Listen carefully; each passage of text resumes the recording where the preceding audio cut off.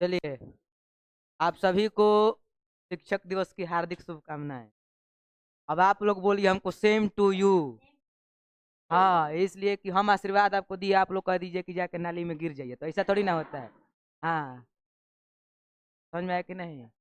तो इसलिए जरूरी है ये, और वास्तव में हम लोग का ये परंपरा नहीं है, लेकिन यदि ये परंपरा आई तो उससे हमारा लाभ हुआ और हमें कुछ ना कुछ सीखना चाहिए। देखिए, आपको बताते इससे सबसे बड़ा लाभ क्या है। हम भी पीछे बैच में गुजरे हुए हैं। इससे सबसे बड़ा लाभ होता है टीम वर्क का। जो हम संस्था में जो फंक्शंस करते हैं, इसमें आप कुछ भी बनिए, डॉक्टर बनिए, वकील बनिए, इंजीनियर बनिए या फिर अधिकारी बनिए, आपको आगे चल के टीम वर्क करना है। आपको हर एक समय 10 व्यक्ति के साथ रहना है। और यहाँ पर आप जो कोचिंग में कोई भी फंक्शन खुद से करते हैं, तो आप अपने भाइयों को, अपने बहनों को साथ लेकर के कार्य करते हैं, जिससे एक कला आपके अंदर आती है टीम वर्क का। ऐसे आप चाहिएगा कि अकेले हम कुछ भी काम कर ले अकेले होकर के, तो संभव है ये नहीं है। तो समझ में आया कि नहीं बुआ? तो इसलिए, और देखिए, बिहार बोर्ड का जानते हैं, बिहार बोर्ड का जो नारा है अथवा जो स्लोगन है वो क्या है? बिहार बोर्ड का जो स्लोगन है, आप लोग देखिएगा, ऐसे एक व्यक्ति होता है, पीछे धनुष लिया हुआ है, हाथ में पुस्तक लिया हुआ है, और उसमें होता है, उसमें संस्कृत में लिखा होता है, अग्रतः शकलम शास्त्रम पृष्ठतः शशरम धनु। इसका मतलब क्या है? बिहार बोर्ड कहता है, और ये वास्तविकता भी है, कि भाई साहब, आप सबसे पहले शास्त्रों को धारण करिए, और शास्त्रों को धारण करने के बाद आपके पास शस्त्रों का भी ज्ञान होना चाहिए।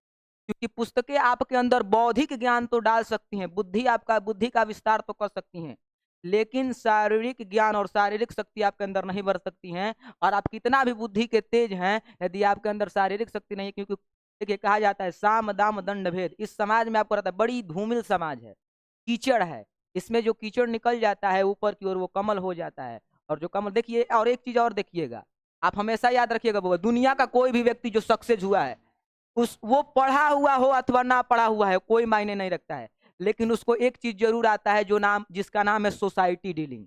जिसको समाज को डील करने आ गया, जो समाज में उठना बैठना सीख गया बउआ, वो सक्सेस अवश्य होगा। प्रमाण आपके समाज में बहुत सारे होंगे, बताने की आवश्यकता नहीं है। मतलब कि यदि आपके पास बौद्धिक ज्ञान नहीं है लेकिन सामाजिक ज्ञान है, तब आप सक्सेस अवश्य होंगे। आज संस्कृत का नया चैप्टर हम लोग चालू करेंगे, जिसका नाम है चौथा चैप्टर, और जिसका नाम है संस्कृत साहित्य लेखिका। मतलब कि संस्कृत साहित्य में, मतलब कि संस्कृत साहित्य में लेखिकाओं का क्या महत्व है। अभी तक आप लोगों ने देखा होगा, भाई साहब, हमने पढ़ा पाटलिपुत्र वैभवम, तो उसमें भी क्या देखा हमने? राजशेखर ने अपने काव्य मासा नामक काव्य में कहा कि यत्रोप वर्ष वर्षा भी पाणिनि पिंगल व्याढ़ि वररुचि पतंजलि ही परीक्षिताम ख्यातम जगमहु। अर्थात कि यहाँ से बड़े बड़े विद्वान निकल कर गए, बड़े बड़े गुरु जी निकल करके गए, कोई प्रॉब्लम नहीं है। लेकिन सबसे बड़ा चीज है कि शास्त्रों में ज्यादातर जो प्रमाण दिए जाते हैं, वो किसके दिए जाते हैं? पुरुषों के दिए जाते हैं। वेद वेदांगों का अध्ययन करने वाले व्यक्तियों में, व्यक्तित्वों में पुरुषों का नाम लिया जाता है। लेकिन ध्यान दीजिएगा बउआ, यहाँ पर जो चैप्टर है किसके बारे में है? लेखिका के बारे में। किसके बारे में है? लेखिका के बारे में है। मतलब क्या, यहाँ पर आपको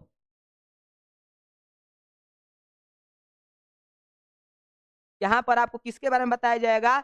स्त्रियों के महत्व के बारे में बताया जाएगा, कि किस प्रकार से उनका योगदान हमारे संस्कृत के साहित्य में रहा है। लेकिन इससे पहले कि मैं संस्कृत साहित्य का अथवा चौथा चैप्टर का क्लास चालू करूं, पहले ये बताइए, साहित्य किसे कहते हैं? कौन कौन बता सकता है? बताओ हुआ, साहित्य किसे कहते हैं? कोई बता सकता है? बताओ, तुम बताओ। बैठ जाओ। कौन उधर से बोल रहा था जी? हाथ उठाया था? तुम उठाया था? खड़े हो जाओ, बोलो। बहुत सुंदर, बैठ जाओ बुआ। तो दोनों तरफ से एक एक ले लिए। किसी भाषा का जो इतिहास होता है उसे क्या कहा जाता है? साहित्य। तो देखिए, हमें जब किसी भी प्रकार का साहित्य हम लोग पढ़ते हैं, तो बड़े बड़े लेखकों का नाम आता है, बड़े बड़े विद्वानों का नाम आता है, लेकिन लेखिकाओं का नाम नहीं आता है। किसी भी प्रकार के भाषा के इतिहास में बड़ी कम आता है। जो आप व्यक्ति विशेष करके जा करके पढ़िएगा, तब जाके आपको मिलेगा। लेकिन ये चैप्टर इसीलिए बनाया गया है कि वुमेन्स एम्पावरमेंट को बढ़ावा दे जा सके, और लेडीज फर्स्ट की जो संभावना है उसको और अधिक बढ़ाया जा सके। देखिए कर क्या रहा है। देखिए, सबसे पहले सारांश देता है कि आखिर आपको इस चैप्टर में मिलने क्या वाला है। तो इस प्रकार से इस चैप्टर को देखा जाएगा कि क्या मिलने वाला है। ध्यान से देखिएगा, एक एक शब्दों को देखिएगा। चूंकि आप लोग संधि कुछ कुछ जानते हैं, तो देखिएगा कि संधि कैसे होती है और कैसे आप संस्कृत को आसानी से पढ़ सकते। देखिए, कह रहा है समाजस्य। समाजस्य का अर्थ हुआ समाज की। समाजस्य का अर्थ क्या हुआ? समाज की। समाजस्य यानम पुरुषै नारीभिश्च चलती, अर्थात कि समाज की जो गाड़ी है वो पुरुषों और नारियों, समाजस्य यानम पुरुषै नारीभिश्च चलती, अर्थात कि समाज की गाड़ी जो है वो केवल ना पुरुष चला सकता है और ना ही स्त्री, बल्कि दोनों मिलकर के समाज की गाड़ी को आगे बढ़ाते हैं। ये आप लोग जानते हैं, जैसे में कि हम लोग भी इस धरती पर आए हैं तो केवल पुरुष के कारण नहीं आए हैं और ना ही केवल स्त्री के कारण आए हैं, हमारा भी उद्भव हुआ है तो पुरुष और स्त्री दोनों के कारण हुआ है। तो इसलिए इसमें बताया जा रहा है कि जिस प्रकार से समाजस्य यानम पुरुषे नारी भी चलती, जिस प्रकार से समाज की गाड़ी पुरुष और नारी दोनों के द्वारा चलती है, उसी प्रकार से वो हुआ जो साहित्य है उसमें केवल पुरुषों का योगदान ही नहीं होता है बल्कि स्त्रियों का भी योगदान होता है। किस प्रकार से होता है, पूछता है कि समाजस्य यानम कह कह चलती, मतलब कि समाज की गाड़ी किसके किसके द्वारा चलती है, तो क्या कहिएगा, पुरुष और नारी दोनों। पहला नंबर एमसीक्यू यहीं से निकलता है कि संस्कृत साहित्य में बताया गया है कि समाज की गाड़ी किसके किसके सहायता से चलती है, तो क्या कहिएगा, पुरुष और नारी, हमेशा याद रखिएगा। आगे, साहित्य अपि उभयो समानम महत्व, उभयनिष्ठ आप लोग को पढ़े होंगे, उभयनिष्ठ मतलब होता है जो दोनों में क्या हो, समान हो, तो उभय मतलब होता है दोनों। संस्कृत में उभय का अर्थ क्या होता है, दोनों। देखिए साहित्य अपि, साहित्य अपि में क्या है, साहित्य प्लस अपि, अपि का अर्थ होता है भी, अपि का अर्थ क्या होता है, भी, मतलब साहित्य में भी उभयो समानम महत्वम, दोनों का क्या है, समान महत्व है। जैसे समाज में दोनों का समान महत्व होता है समाज की गाड़ी को आगे ले जाने में, उसी प्रकार से संस्कृत साहित्य में भी अथवा किसी भी साहित्य में स्त्री और पुरुष दोनों का क्या होता है, समान महत्व होता है।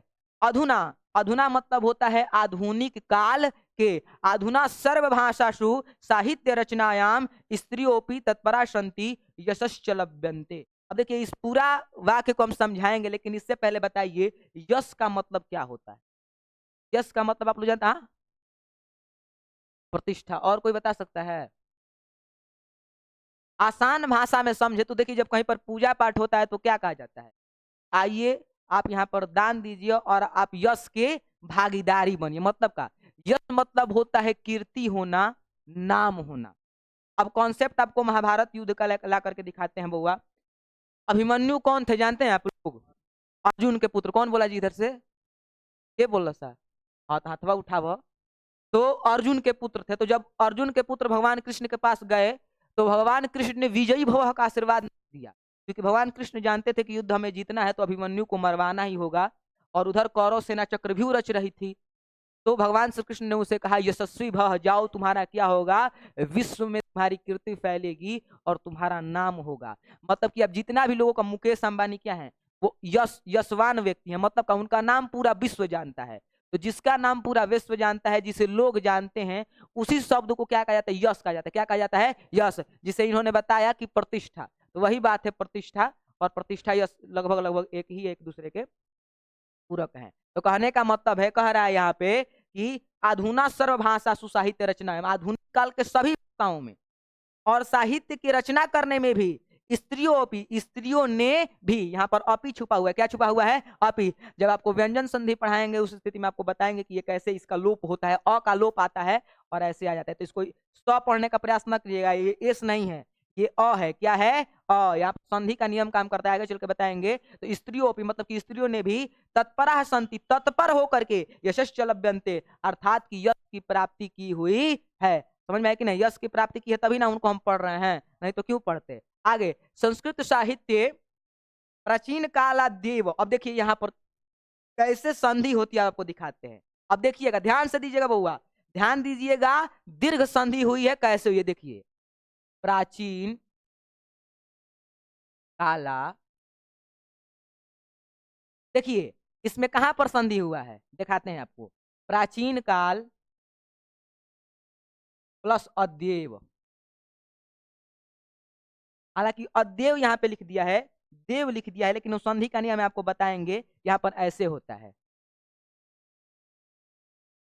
यहाँ पर अद्येव होता है, और ऐसे वाला विद्यालय वाला जो द्य होता है ना, वही यहाँ पर लगा होता है। संधि के नियम के बाद ये बदलता है, वो आगे चलकर आपको पढ़ना है। लेकिन यहाँ पर देखिए ल में क्या छुपा हुआ है, अ, और यहाँ पर क्या है, अ धना बराबर क्या होता है, आ। यहाँ पर आ की मात्रा लगी हुई है कि नहीं लगी हुई है, तो यही तो संधि है। तो इस प्रकार से यदि आपको संधि आता है तो आप तोड़ सकते हैं। कैसे, प्राचीन काल प्लस अद्येव इक्वल टू प्राचीन काला देव। मतलब प्राचीन मतलब काल मतलब होता है जो पुराना समय है, और अद्यव का मतलब होता है आज का समय। अद्य मतलब क्या होता है? आज। तो याद रखिएगा, प्राचीन काल अद्यव का मतलब क्या हुआ? प्राचीन काल तो है ही, लेकिन आज के युग में भी क्या कह रहा है? प्राचीन कालादेव साहित्य समृद्ध योगदानम न्यूनाधिकम। देखिए यहाँ पर भी संधि हुई है। क्या क्या संधि हुई है? एक हुआ है न्यून, क्या हुआ है? न्यून। एगो क्या है? अधिकम है। क्या है? अधिकम है। आप लोग पढ़े होंगे, एगो होता है न्यून कोण, एगो क्या होता है? अधिक कोण। न्यून मतलब क्या होता है? छोटा, और अधिक मतलब बड़ा। आप लोग 90 डिग्री से छोटा क्या है? न्यून कोण है, और 90 डिग्री से अधिक क्या कहलाता है? अधिक कोण। पढ़े हैं ना जी? गलती नहीं ना बता रहे हैं? हाँ देखिए लो, पढ़ा लिखल हम ना है। तो 9 में क्या छुपा हुआ है? अ। और यहाँ पर क्या छुपा हुआ है? अ प्लस अ बराबर क्या होता है? आ। तो न्यूनाधिकम हो जाए कि नहीं हो जाएगा बउआ?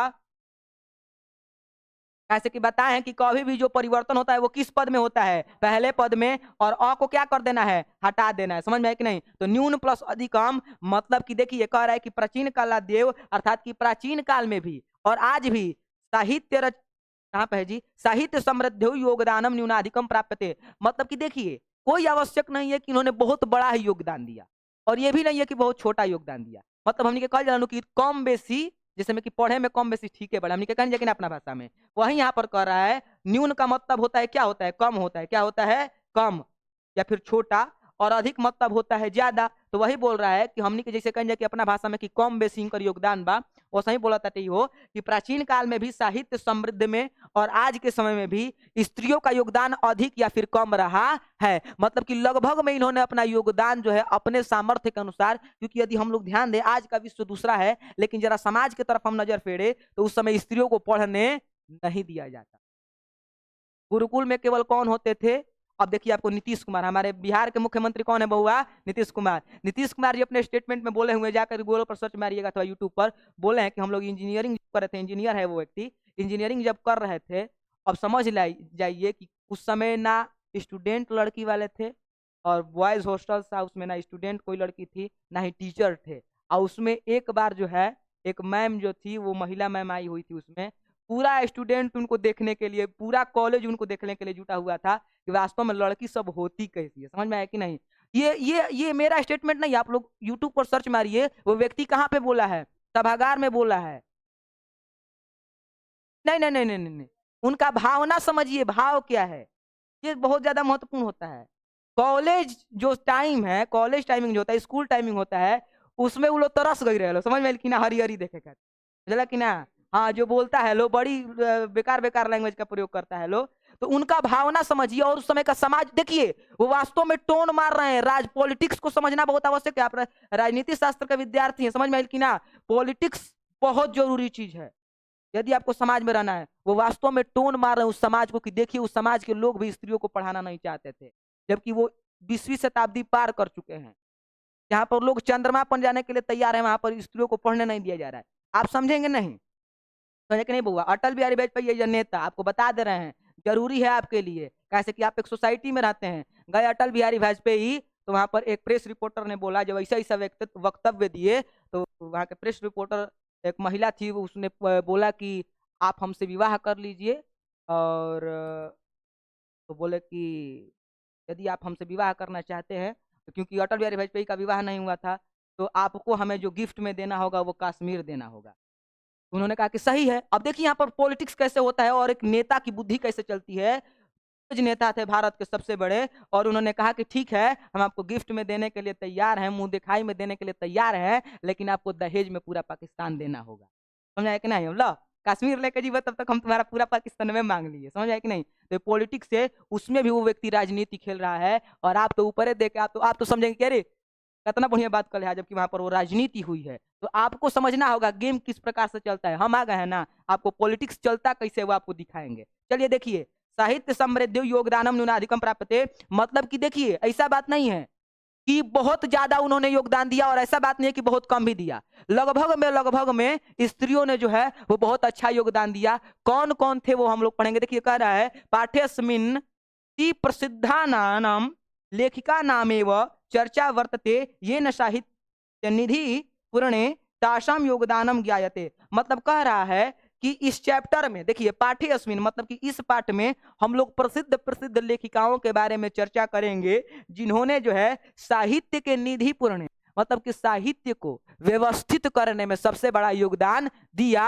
और आप लोग आगे चल के पढ़िएगा तो दो प्रकार की विचारधाराएं 1789 के समय एक दूसरे में युद्ध कर रही थी। एक था रूढ़िवाद और एक था उदारवाद। रूढ़िवाद क्या थी? पुरानी परंपराओं के अनुसार जब समाज में कार्य होते हैं तब उसे क्या कहा जाता है? रूढ़िवाद। और जब पुरानी परंपराओं को तोड़ करके स्वतंत्र भाव से समाज में कार्य होता है तब उसे क्या कहा जाता है? उदारवाद। बहुत VVI क्वेश्चन है। तो दो परंपराएं लड़ रही थी, उसमें स्त्रियों ने आकर के बहुत बड़ा योगदान दिया कि भाई साहब स्त्रियों को जो पढ़ाया नहीं, आजकल नारा भी चल रहा है बेटी बढ़ाओ बेटी पढ़ाओ। अरे कुछ भी हो, हम नया नारा दिए बेटी बढ़ाओ बेटी पढ़ाओ, क्या दिक्कत है? हाँ समझाए कि नहीं? हम ही एक नया नारा दे दिए, क्या प्रॉब्लम है? तो देखो बउआ यही बात है, समाज में रूढ़ियों को तोड़ना बहुत आवश्यक है। आप लोग अंदर भी संस्कृत को लेकर के क्या है? बहुत ज्यादा रूढ़ियां, जबकि संस्कृत में देखो हमारा स्टूडेंट सब लाया है कम से कम 7 गो व्यक्ति है जो 70 में 70 नंबर लाया है। इसमें 1-2 बच्चे ऐसे भी हैं जो कि कॉपी हमसे गलती से, हम इसीलिए मैसेज किया हुआ था ना बउआ कि किसी को प्रॉब्लम है तो कॉपी क्या करेगा? रिचेक करवाएगा। एक लड़की है उसने अपना 70 में 70 मार्क्स करवाया, 2 उसका MCQ जो है वो हमसे गलती हो गया था, जबकि उसका 35 में 35 MCQ में आया हुआ था। एक और लड़की है उसने भी कॉल किया तो उसका नंबर बढ़ाया गया, क्योंकि इंसान से ही गलती होती है। कि भगवान गलती किए हुए हैं तो हम लोग तो इंसान हैं, कहाँ पे गलती किए हुए हैं वो भी कभी बताएंगे। तो इस चैप्टर में हम लोग संस्कृत साहित्य की लेखिकाओं के बारे में पढ़ेंगे। जो 2-3 MCQ है वो देख लेते हैं। सबसे पहला MCQ, समाज की गाड़ी किसके किसके द्वारा चलती है? बहुत सुंदर बउआ। उसके बाद इसमें अब उतना नहीं है, ये 2 गो है। अच्छा एक और जो है क्वेश्चन पूछ सकता है कि संस्कृत साहित्य में जो है किस काल से लेखिकाओं ने अथवा स्त्रियों ने योगदान देना प्रारंभ कर दिया था? तो प्राचीन काल से। तो ये 2-3 क्वेश्चन इससे निकलेंगे, बाकी सब आपके ऐसे ही सामान्य ज्ञान के लिए बातें रखी गई थी, बाकी सब सामान्य बातें हैं। आगे का क्वेश्चन क्या कहता है वो देखते हैं। अब यहां से जो है आपका कॉन्सेप्ट तैयार होगा। आप लोग अपने समाज में एक नाम सुने होंगे विपुल। विपुल का अर्थ क्या होता है? विशाल। विपुल का अर्थ क्या होता है? विशाल। विपुलम संस्कृत साहित्यम विभिन्न ही कवि भी शस्त्रकारश्च संवर्धितम, अर्थात कि इस विशाल काय संस्कृत साहित्य को विभिन्न प्रकार के कवियों और शास्त्रकारों द्वारा जो है संवर्धित किया गया है, अर्थात कि लिखा गया है और संरक्षित किया गया है, अर्थात कि बचाया गया है। तो पूछ सकता है कि संस्कृत साहित्य कैसा है? विपुल है, छोटा है, महान है या बड़ा है? तो क्या आंसर दीजिएगा? विपुल। ऐसे कि बड़ा और विशाल दोनों में बहुत ज्यादा अंतर होता है, तो ऑप्शन में हमेशा विपुल ही देगा। तो इसलिए हमेशा याद रखिएगा संस्कृत साहित्य जो है वो क्या है? विपुल है। क्या है? विपुल। मतलब कि बहुत विशालकाय है। बड़ा बड़ा ज्यादा से ज्यादा कितना बड़ा हो सकता है? ज्यादा बड़ा नहीं हो सकता है, लेकिन विशालकाय बहुत बड़ा होता है। तो विपुलम संस्कृत साहित्य में विभिन्न है कभी भी शस्त्रकारश्च संवर्धितम, अर्थात कि विपुल संस्कृत साहित्य को, इतने विशालकाय संस्कृत साहित्य को किसी एक व्यक्ति द्वारा नहीं बल्कि विभिन्न विभिन्न प्रकार के कवियों और शास्त्र के रचनाओं द्वारा, शास्त्रकारों द्वारा जो है इसका संवर्धन किया गया है, इसको संरक्षित किया गया है। देखिए बहुत लोगों ने संस्कृत साहित्य को लिखा और बहुत लोगों ने संस्कृत साहित्य को संरक्षित किया। इसका मतलब क्या है? इसका मतलब यह है कि बहुत लोगों ने लिख दिया केवल, और बहुत लोग इस प्रकार से काम किए कि यदि इधर उधर से लिखा हुआ है तो उनको जुटा करके क्या करना है? एक स्थान पर क्या करना है? एकत्रित करना है। जैसे में वेद व्यास ने उपनिषदों की रचना नहीं की है, बल्कि वेद व्यास जी ने उपनिषदों को अलग अलग स्थानों से उठा करके क्रमबद्ध तरीके से एकत्रित करने का कार्य किया है। तो इसको हमेशा याद रखिएगा कि विपुल संस्कृत साहित्य कैसा है? विपुल है। कैसा है बउआ? विपुल है। अगला क्या कर रहा है? वैदिक कालादारभ्य शास्त्राणाम काव्याश्च रचने संरक्षणे च यथा पुरुषः दत्तश्च अभवन् तथैव स्त्रियोऽपि दत्तावधानः, अर्थात प्राप्यते। मतलब क्या? एक एक शब्द को समझना है। कह रहा है वैदिक कालादारभ्य, अर्थात कि अब प्राचीन काल से भी पहले चल गया। पीछे उसने बताया कि प्राचीन काल से लेखिकाओं ने योगदान दिया, लेकिन यहाँ पर कह रहा है कि नहीं, प्राचीन काल से भी पहले एक काल था जिसका नाम था वैदिक काल। क्या है? वैदिक काल। वैदिक कालादारभ्य का मतलब हुआ वैदिक काल के आरंभ से ही, वैदिक कालादारभ्य शास्त्राणाम काव्याश्च रचने संरक्षण। देखिए हम बोले ना, एक व्यक्ति रचना करता है और एक व्यक्ति संरक्षण करता है। रचना मतलब कि लिखना, बनाना, और संरक्षण मतलब कि बचाना। समझ में आया कि नहीं बुआ? जैसे में कि आज जल संरक्षण का सिद्धांत चल रहा है। पृथ्वी पर पेयजल कितना है? पेयजल का मतलब होता है पीने लायक शुद्ध जल। कितना % है? हाँ हाँ 2% के आसपास है, अब समझ ले बउआ। इसीलिए नल जल योजना सब जो है चल रहा है, लेकिन एक और चीज चल रहा है, क्या है बउआ? जल जीवन हरियाली अभियान चल रहा है। जल है तो जीवन है, और जीवन है तो समाज में हरियाली है, नहीं तो फिर प्रॉब्लम हो जाएगा। अभी देखिए सावन का और भादो का जब महीना आता है तो कितना फील्ड वगैरह सुंदर दिखाई दे, उसके बाद तो सब ऐसा ही है। तो समझ लेना है बउआ, केवल 2 से 3% वाटर बचा हुआ है पीने योग्य। हालांकि हमारे बुद्धि का विकास होगा तो हम समुद्र के पानी को भी फिल्टर करके जो है पी सकते हैं, लेकिन इस चीज को हमेशा हमें ध्यान रखना है। तो कह रहा है कि वैदिक कालाद्रव्य, वैदिक काल के आरंभ से ये सारा काम चालू हो गया। किसका काम? शास्त्राणाम काव्यनाश्च, शास्त्रों और काव्यों के, किसका किसका? रचना और संरक्षण, मतलब कि लिखने का, लिखता भी जा रहा है व्यक्ति और क्या करता जा रहा है, जो पीछे लिखा हुआ है उसको बचाना भी तो है, अपनी परंपरा को आगे भी तो बढ़ाना है। तो रचने संरक्षणे च यथा, यथा मतलब होता है जैसे, यथा मतलब क्या होता है? जैसे। पुरुषाणाम दत्तचिता, जैसे पुरुषों ने अपना योगदान दिया, अभवन तथैव, उसी प्रकार से, तथा प्लस एव, कल ही क्वेश्चन का उस दिन पिछले क्लास में करवाया ना जी क्वेश्चन, क्या है? तथा प्लस एव क्या हो जाएगा? तथैव। कॉन्सेप्ट समझाया था ना बउआ। तो संधि यदि आप पढ़ते हैं तो बीच बीच में आपको अनुवाद पढ़ा देंगे, आप इसका अपने आप संस्कृत करने लगिएगा, अनुवाद पढ़ा देंगे, आप प्रैक्टिस करिएगा, संस्कृत बोलने लगिएगा। समझे कि नहीं? ज्यादा कलिष्ठ विषय है नहीं। अब रहा सवाल कि जिसको पढ़ाने नहीं आता है, गुरु जी बन के पढ़ाएंगे तो फिर प्रॉब्लम हो जाएगा।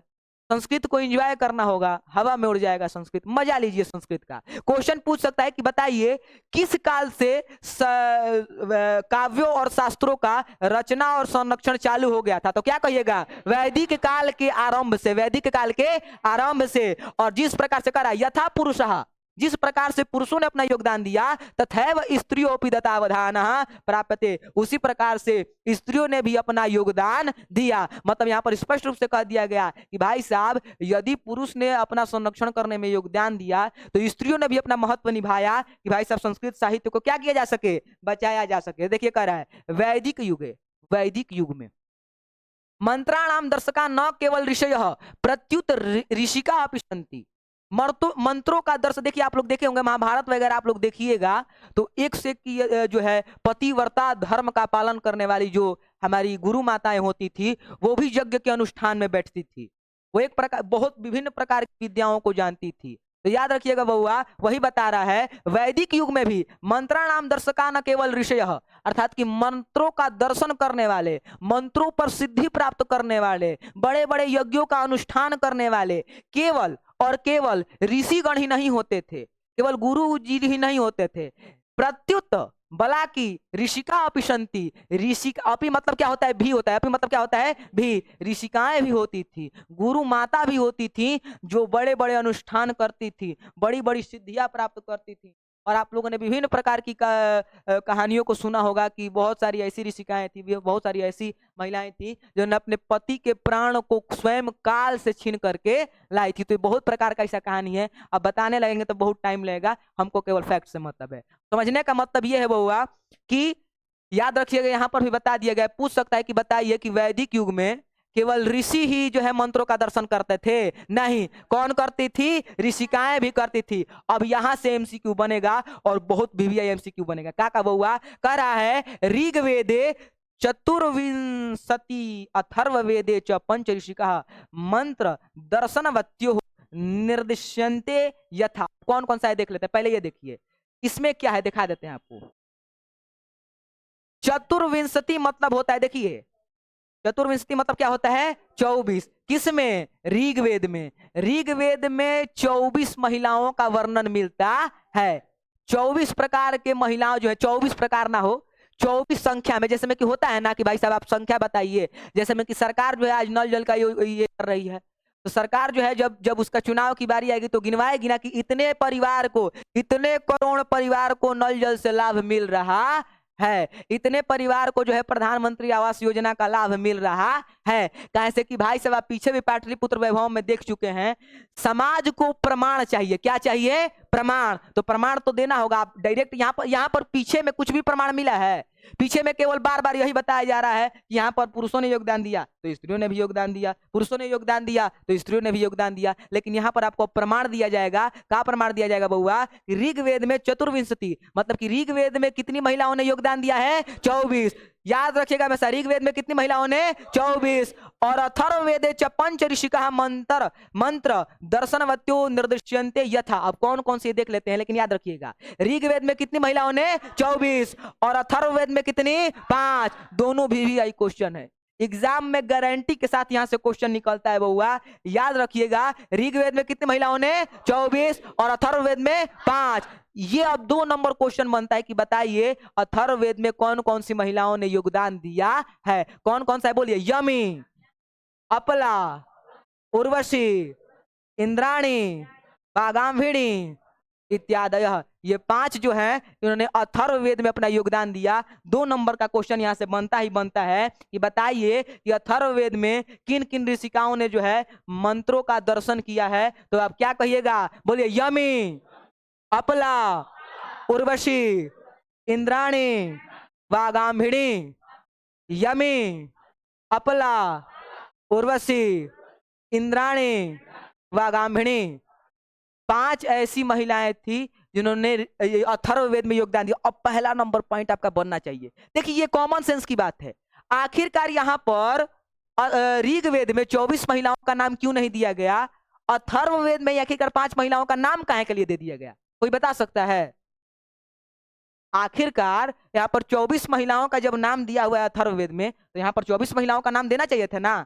लेकिन आखिरकार अथर्ववेद में जब 5 है तो 5 महिलाओं का नाम क्यों दिया? यहाँ पर 24 महिलाओं का काहे नहीं नाम दिया? हाँ चलो, एक तुमने तर्क दिया, तुम्हारा गलती नहीं है। और कोई?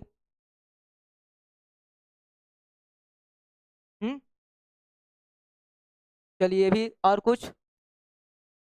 हम्म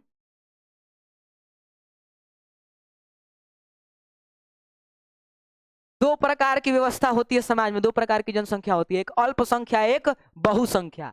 यहाँ पर 5 अधिक है कि 24 अधिक है? 24 अधिक है। तो चूंकि हम लोग अल्पसंख्या में बालो, तो लोग के संरक्षण दिहल, इ लोग के आरक्षण दिहल जरूरी बा। मतलब का इ लोग 24 में नाम रटते रटते आप थक जाइएगा। इ लोग 5 गो है, ये है, तो इन लोग को थोड़ा विशेष ध्यान देकर के याद कर लिया जाए। तो याद रखिएगा, प्रश्न पूछेगा कि बताइए कि ऋग्वेद में कितनी स्त्रियों ने योगदान दिया? तो क्या कहिएगा?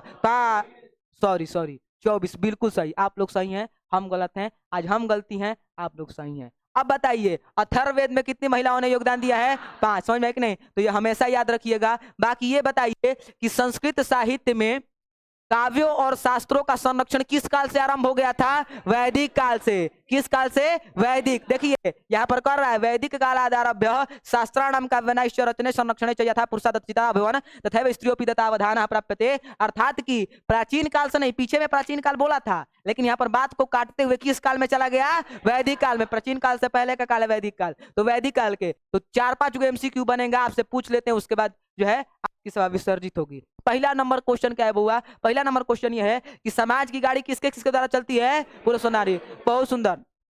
इस प्रकार से पुरुषों ने संस्कृत साहित्य में अपना योगदान दिया, उस प्रकार से किसने दिया? महिलाओं ने भी।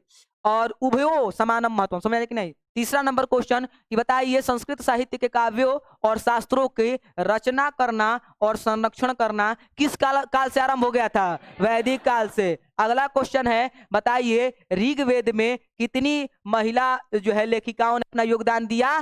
24। और अथर्ववेद में 5। एक बार बोल लीजिए कौन कौन है? बोलिए यमी, अपला, उर्वशी, इंद्राणी, वागामिणी। बाकी आप लोग का सबसे पहले क्या किया जाएगा? इंटरव्यू आप लोग का लिया जाएगा। बाकी वो आप तुमको बता दे रहे, कुछ आपके लिए बता दे रहे हैं। 10th क्लास में टॉपर बनना कोई कलिष्ठ काम नहीं है। जो हम चाहते थे वो हमें दिखाई दे रहा है। आप लोग के आंसर में बहुत बढ़िया क्वालिटी है। दूसरा नंबर चीज, हमको सबका साथ और सबका विकास करना है।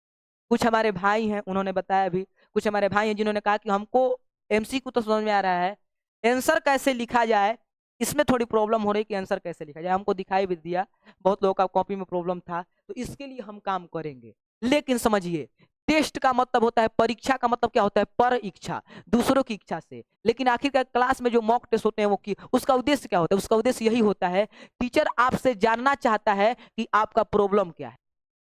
और टेस्ट के द्वारा आपका प्रॉब्लम, जिसमें कि वहां पर टेस्ट में यदि टेस्ट नहीं देते तो वो बोलते नहीं, खड़ा हो खाओ तू, मैंने बोल रहा, हाँ खड़े हो जाओ, हाँ। वही हमारा भाई बोला था, बिल्कुल सही किया, अब तुम बैठ जाओ, इनका के देख लो, ले चलते बोलनी है। किसी को भी कोई प्रॉब्लम है तो खड़ा होकर बोलेगा कि हमको यहाँ पे प्रॉब्लम है।